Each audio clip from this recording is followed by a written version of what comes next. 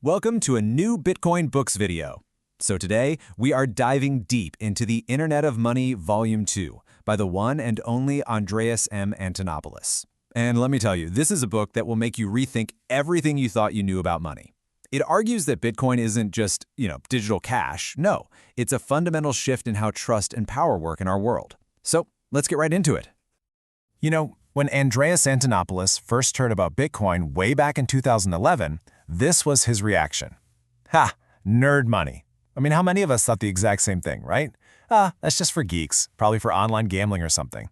It's such a relatable place to start. But believe me, that is not where this story ends. So, fast forward just 6 months. He actually sits down and reads the Bitcoin white paper. And boom, it completely blew his mind. It became what he calls his 6th grade obsession, right up there with things like getting his first computer or connecting to the web for the first time. He realized that under that nerd money label was something absolutely revolutionary, something that could change society in a really big way. And this is where he starts to frame it for us. He says, look, Bitcoin isn't just some new type of currency. It's the 6th major innovation in the entire history of money. Think about it. First, we had barter. Then we abstracted that with shells and beads.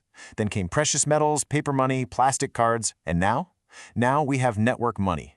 He calls this whole new thing a foundational platform for trust, the Internet of Money. And get this, currency is just the first app running on it. Okay, so that brings us to the first major idea from the book. And it's a big one. Blockchain or, well, you see the slide. It's all about separating what's real from all the hype. And trust me, there is so much hype out there. So let's ask the big question. What is the real innovation here? I bet you've heard the answer a million times, right? Everyone says, oh, it's the blockchain. Well, Antonopoulos basically says that's flat out wrong. He argues that blockchain has just become this safe, clean buzzword that you can say in a corporate boardroom without scaring anyone. It's the technology with all its sharp, disruptive edges sanded off. See, the magic isn't the data structure itself, it's the openness. That's the key. Open blockchains like Bitcoin are borderless, they're neutral, and they are resistant to censorship. Why? Because anyone, literally anyone, can join in without asking for permission. You don't need a bank or some other middleman to say, okay. Now contrast that with these permissioned ledgers that big companies are building. They're closed, they're controlled, they just bring the middleman right back into the picture. As Antonopoulos puts it, that's not revolutionary, it's basically just a fancy shared database. All right, so if these corporate permission systems are missing the point, how in the world does Bitcoin stay so secure? This is where we get to one of the absolute best and kind of a weird analogies in the entire book. It's brilliant. Okay, here it is. The bubble boy versus the sewer rat. This perfectly explains the two different security models. On one side, you have these permissioned ledgers. They're the bubble boy. They live in a completely sterile, isolated bubble. They've never been exposed to any germs. They have zero immunity. The second they step out into the real, messy world, they're done for. But Bitcoin is the sewer rat. It was born out in the open, in the wild, and it's been under constant attack from day one. It's tough. It's anti-fragile. It has this ridiculously strong immune system because it survived everything the internet could throw at it. So why does being a tough sewer rat even matter? Well, this is where the book takes a huge turn. We go from talking about tech to talking about geopolitics. Because for literally billions of people around the world, this super robust, censorship-resistant money isn't just some interesting idea, it's a lifeline. Let's take India, for example.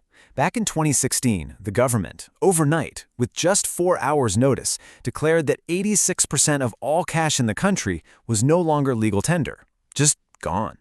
Can you even imagine that chaos? People scrambling for any way to save the value they had worked for. Or think about Venezuela. We've all seen the stories. Runaway hyperinflation just completely destroyed their currency. People's life savings just turned into piles of worthless paper. And then there's Argentina, a country that's battled currency controls and economic crises for decades. The point is, in all of these places, you have ordinary people who are trapped. Their wealth is stuck in a failing system that they had absolutely no hand in creating. And this is what Antonopoulos calls fake money.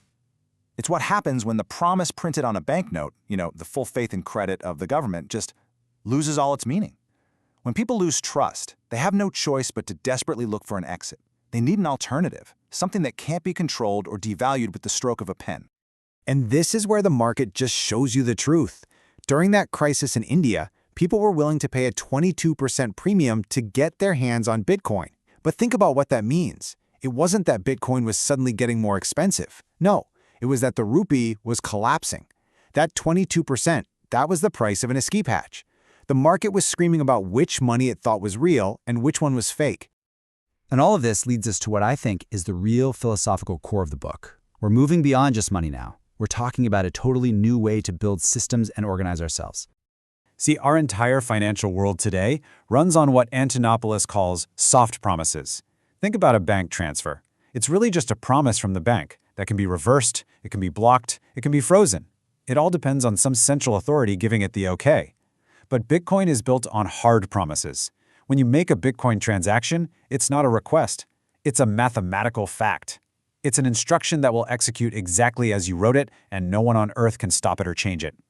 These hard promises mean you don't need to trust an authority, you just need to trust math and code. And this is really the ultimate power of a system like this. The quote says it all. History is written by the victors, not on the Bitcoin blockchain. We don't do 1984 on the Bitcoin blockchain.